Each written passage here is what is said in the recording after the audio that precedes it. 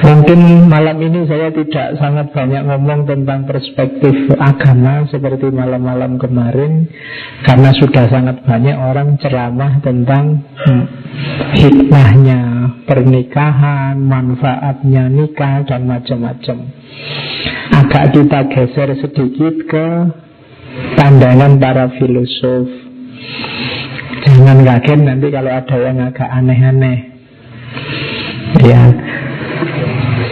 sebenarnya kalau dalam Islam sendiri, nikah itu ya tidak terlalu sekaku seperti yang ada di pikiranmu bahwa kamu wajib harus segera menikahkan gitu. Pertanyaan yang paling kamu anggap ngeri kan itu kapan kawin, kapan nikah. Kalau dalam Islam itu hukum dasarnya menikah, satu-satunya sejauh yang saya tahu, fuqaha ahli fikih yang bilang nikah itu wajib, Imam Az-Zuhri. Kalau Imam Malik, Imam Hambali, ya Imam Hanafi itu bilangnya sunnah. Kalau Imam Syafi'i malah mubah. Jadi ada beberapa ulama yang sampai akhir hayatnya kan tidak menikah. Jadi mubah itu dikiaskan kayak makan, minum itu kan. Makan, minum itu kan ya sifatnya mubah saja. Ada yang kemudian ini hukum dasarnya, tapi kemudian ada yang dikembangkan kayak di fikih sunnah itu ya nikah itu bisa wajib, bisa sunnah, bisa makruh, bisa haram. Kamu cermati dirimu ada di posisi mana. Wajib itu kalau segalanya dalam dirimu sudah memadai dan kamu merasa tidak kuat, saya Pak nahan kalau dilama-lamain, nah itu berarti kamu wajib. Ada sunnah. Sunnah itu ya dalam dirimu sudah ada kualifikasi semuanya. Kamu ya ekonominya sudah mapan, dirimu juga secara fisik sehat. Cuma kalau nahan nafsu ya kamu bisa-bisa saja, wong sejak kecil sudah latihan menahan misalnya. Itu sunnah. Ada makruh. Makruh itu kamu sudah ingin kawin, tapi sebenarnya kamu masih belum layak. Kalau nekat kawin menyengsarakan pasanganmu nanti. Tapi kamu sudah tidak kuat, ingin segera kawin. Ini makruh. Makruh itu ya kalau kepaksa ya piannya modal bismillah lillahi ta'ala terus kawin. Misalnya kamu mungkin kemampuan itu kan tidak cuma ekonomi, mungkin fisik, atau mungkin kamu merasa saya itu bisa tidak ya, mungkin mau periksa ke dokter terus wah ternyata ada yang aneh ini misalnya. Itu bisa makruh. Ada malah haram. Haram itu kamu tidak mampu dan dengan kawin kamu akan merusak. Mungkin merusak pasanganmu atau merusak dirimu sendiri. Mungkin kamu jenisnya psikopat misalnya. Kalau kawin sengsara pasanganmu, nanti mau ajar terus. Atau kamu tidak bisa misalnya, itu kan menyusahkan istrimu, menyusahkan itu. Atau ekonominya lemah, ini dikhawatirkan wah ini kalau nekat kawin ini bisa yang haram-haram ditabrak semua. Ini bisa maling, bisa ngutil, bisa noas. Nah itu ada haram. Jadi itu level-level. Jadi kalau ditanya hukumnya nikah ya bisa lihat situasinya. Makanya kalau ada yang tanya kapan kamu nikah, ya jawab saja saya levelnya masih makruh misalnya. Jadi masih ada yang belum siap meskipun ya pengen misalnya. Oke. Ya kita mulai ke institusi yang namanya pernikahan. Ada banyak definisi, cuma itu saya ambil yang terkenal-terkenal saja. Cirinya pernikahan itu biasanya yang pertama ikatan laki-laki dan perempuan yang sifatnya permanen. Permanen di situ saya kasih tanda petik ya. Permanen dalam keinginannya. yang dimaksudkan untuk memenuhi tujuan biologis, psikologis, sosial, dan religius. Jadi jangan salah, ini ada 4 tujuan. Biologis, ini urusan fisik. Fisikmu butuh kamu menikah. Psikologimu, mentalmu butuh kamu punya pasangan, menikah. Sosial, untuk hidup bermasyarakat, bisa langgeng, lestari, kamu butuh nikah. Kalau enggak, masyarakat macet, enggak ada generasi. Dan religius, pasti tuntutan agama. Makanya nikah itu sangat utama. Enggak boleh orang bercita-cita enggak menikah. Kalau dalam Islam kan ada istilah la rohbaniyata, tidak ada kerahiban, kependetaan dalam Islam. Karena nikah punya banyak keutamaan. Biologis, psikologis, sosial, dan religius. Terdapat di hampir semua masyarakat sepanjang zaman. Jadi silahkan dibaca, mungkin ada yang mau penelitian model menikah masyarakat peradaban mana, daerah mana, itu kan macam-macam. Zaman dulu sama zaman sekarang beda. Dulu saya pernah baca manusia primitif itu kalau mau menikah menyatakan jatuh cinta, perempuannya dibanting, rambutnya diseret gitu, berarti dia sedang jatuh cinta mau menikah. Ya, jadi dan yang diseret mau berarti itu mau menikah. Macam-macam simbol-simbol jatuh cintanya. Ada masyarakat itu yang sangat sopan peradabannya, sehingga untuk menyatakan jatuh cinta itu dia tidak mengungkapkan langsung, tapi pakai kode-kode, simbol-simbol. Saya baca ada yang bajunya dibalik. Kalau bajunya dibalik itu menunjukkan bahwa ini sedang nyari pasangan. Nah, kalau pasangannya suka tinggal datang terus, oke, aku siap, jalan. Kamu boleh pakai strategi itu. Nanti pulang dari sini waliin bajunya, berarti sedang nyari ini. Nah, nanti yang suka tinggal menemui, datang. Nah, itu ada di semua masyarakat, ada kode-kode pernikahan. Kemudian biasanya alasan paling dasar adalah penataan hubungan seksual. Itu motif utamanya biasanya itu. Karena kalau dibiarkan ini tidak karu-karuan. Orang sering menganalogikannya jangan kayak binatang lah. Binatang itu ketemu dilirik sebentar, mojok terus selesai. Cukup setengah jam, cukup 1 jam. Paling kalau bayar hotel jam-jaman kan murah. Ya, itu kan kita sering mengkritik itu, bahwa nikah. Kalau memang sudah pingin, sudah memenuhi syarat, nikahlah. Jadi menata hubungan seksual biar nggak ngawur, biar peradaban ini rapi, ketahuan siapa anaknya, siapa mau mewariskan visi misi hidupnya ke siapa, itu kan jelas. Kemudian menikah itu implikasinya hak dan kewajiban tertentu. Kalau ini jelas, saya tidak perlu menyampaikan di sini. Cari, googling banyak. Kewajiban suami. Biasanya yang sering nyari kewajiban suami itu perempuan. Nanti yang laki-laki nyari kewajiban istri. Oke. Terus harus dipopulerkan, harus diumumkan, karena nikah itu membutuhkan persetujuan masyarakat. Kamu kan tidak bisa ngarang sendiri gaya nikah yang seperti apa, misalnya, kan tidak bisa. Pak, saya kawinnya tidak kayak biasanya, Pak. Saya ingin kawin yang tidak pakai wali, tidak pakai saksi, tapi pakai cheerleader, pakai itu, tidak bisa. Jadi kamu tidak boleh ngarang sendiri. Harus yang disepakati masyarakat, kemudian banyak orang tahu. Jangan sembunyi-sembunyi, nanti orang tidak tahu bahwa kamu sudah nikah. Bahaya juga nanti. Kalau kamu orang tidak tahu kamu sudah nikah, nanti kamu sekamar berdua bisa digeroblok sama hansip. Harus jelas. Karena apa? Ada implikasi hak dan kewajibannya.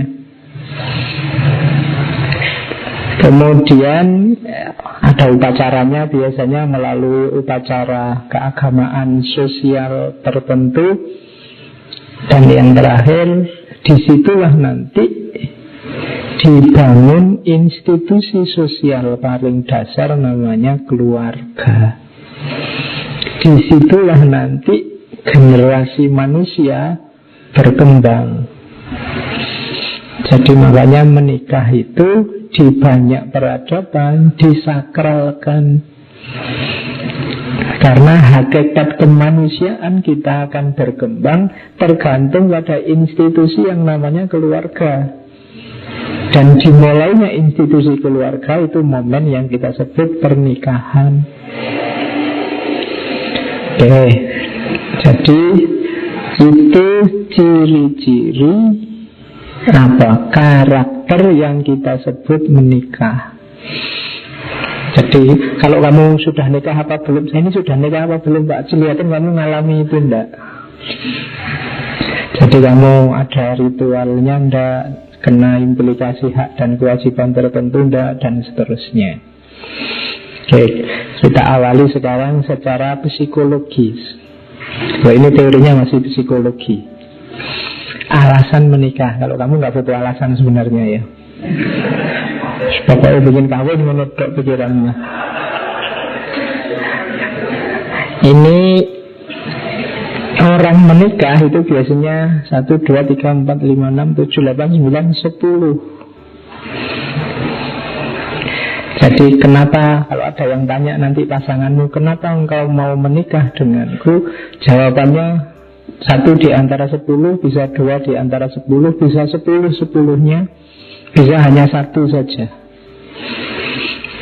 Yang pertama, kalau ini standar, saya sebut standar, kalau kamu gombal biasanya pakai ini. Cinta.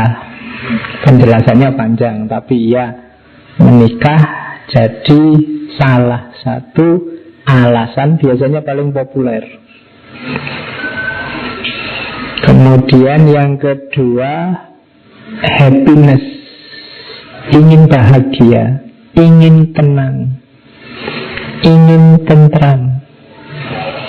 Daripada kita pacaran sembunyi-sembunyi terus, nikahlah kita, aman misalnya. Ingin nyaman,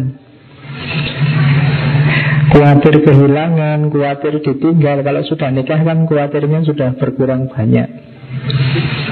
Sudah kena aja kok. Misalnya kamu kan tak khawatir lagi, sudah resmi kok, sudah jadi milikku sekarang. Itu emotional security. Bagi yang sudah punya pacar kok tiap hari bingung terus, gelisah terus, menikahlah. Nah, gelisahmu yang lama akan hilang, ganti gelisah yang baru. Oke, ya, tapi kan lumayan tenang. Kalau kemarin kamu masih sembunyi-sembunyi, dikejar-kejar. Seperti yang ketiga, companionship, escape from loneliness. Sekarang berdua, tidak lagi bersatu.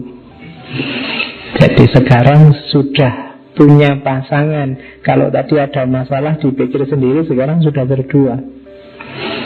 Masalahmu, masalahku sekarang. Nah, itu escape from loneliness. Jangan salah, nanti mungkin pernikahan itu di usia-usia sudah tua, sudah lanjut, itu loneliness ini problem. Anak-anaknya sudah besar, sudah kemana-mana, di rumah hanya berdua. Jadi kesendirian bisa jadi motif untuk orang lebih baik menikah. Yang keempat, kalau ini drama ya banyak, parent wishes, membahagiakan orang tua, keinginannya orang tua. Itu motif juga, alasan menikah.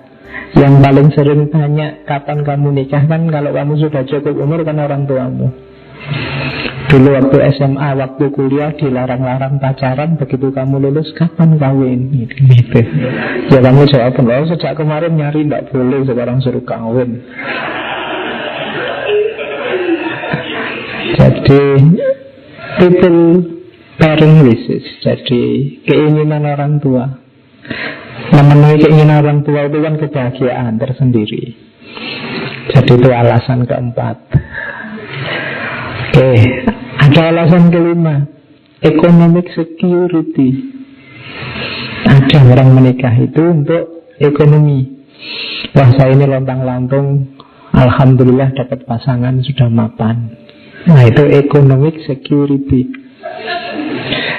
Saya ada tetangga dulu zaman saya kos itu, kerjaannya cuma becak, tapi istrinya 4. Loh, pas saya ngobrol ternyata simpel motifnya ekonomi. Karena istrinya 4 ini, 4-4-nya jualan di pasar. Yang satu jualan apa, ini jualan apa, jualan apa. Jadi kan ada 4 pedagang ngumpul jadi satu tambah tukang becak. Secara ekonomi terjamin.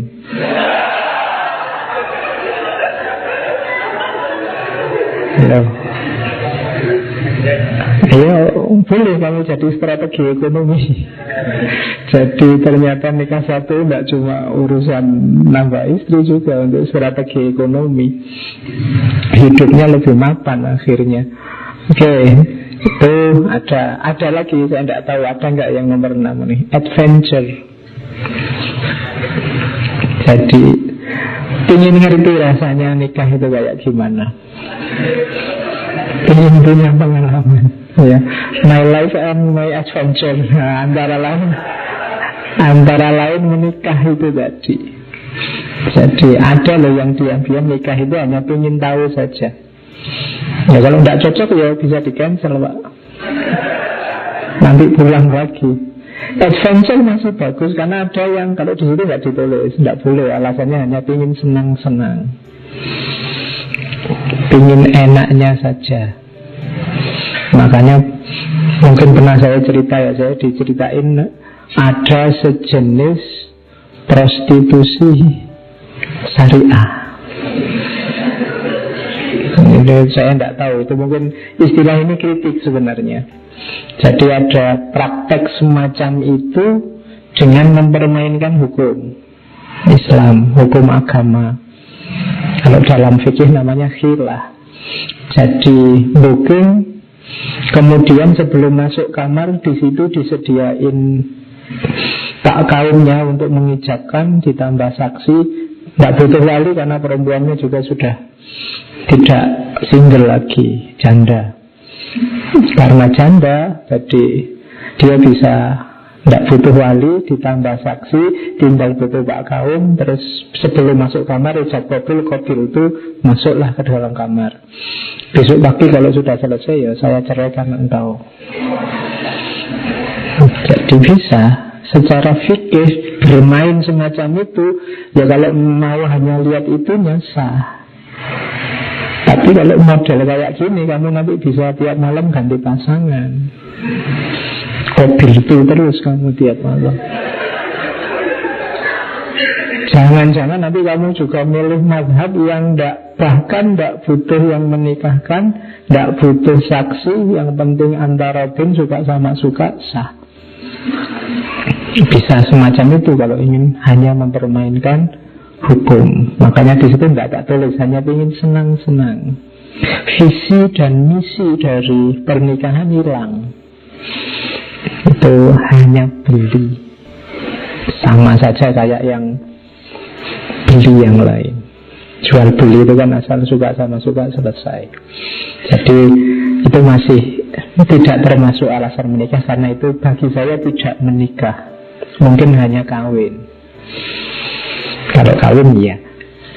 Terus compatibility and common interest. Ada orang nikah itu karena cocok. Wah, saya ngobrol setengah jam cocok, semoga besok dilamar lah misalnya. Nah, itu ada kecocokan. Ternyata minat kita sama. Ada yang begitu. Jadi compatibility karena rasa cocok saja. Terus mungkin yang muda-muda banyak yang ini physical and sexual attraction, tertarik karena secara fisik. Atau mungkin bukan fisiknya tapi seksual, karena pikiranmu ke situ terus lihat siapa saja bayanganmu kapan kawin itu, terus akhirnya ya terus ya kawin. Jadi itu physical and sexual attraction. Terus yang ke-9, kalau ini perempuan banyak ingin punya anak, ingin ngomong anak, ingin punya penerus. Nah, itu alasan menikah. Jadi ya kalau kamu retorikanya pintar, nembak orang untuk nikah itu ya tidak harus. Kamu mau nikah denganku itu tidak so. Kamu ingin ngomong anak tidak misalnya. Oke. Ya. Nanti jawabannya sudah tuh. Oke. Jadi itu fitrah juga pingin punya anak, itu kan insting. Kemudian yang terakhir kalau ini pasti religious, social, cultural obligation, tanggung jawab. Karena kita sebagai makhluk sosial, makhluk budaya, mengikuti perintah agama. Kalau ini motif normatifnya. Jadi saya bilang tadi orang nikah itu bisa 10-10-nya, bisa mungkin 2 di antara 10, bisa 1 di antara 10, bisa 4, bisa 5, silahkan. Bagi yang sudah nikah, boleh untuk refleksi dulu aku nikah itu karena apa, 1 di antara 10 ini. Ada enggak kira-kira 5 atau di atas 5 lah. Karena semakin banyak motifnya, biasanya semakin kuat ikatannya. Jadi kalau alasannya saya 9 Pak, itu lumayan. Saya 1 Pak, itu aja saya tidak yakin. Mungkin setengah Pak misalnya. Kan ada gitu alasannya, misalnya cinta misalnya. Ini saya juga tidak yakin Pak, ini cinta benar apa enggak. Nah itu kan setengah berarti.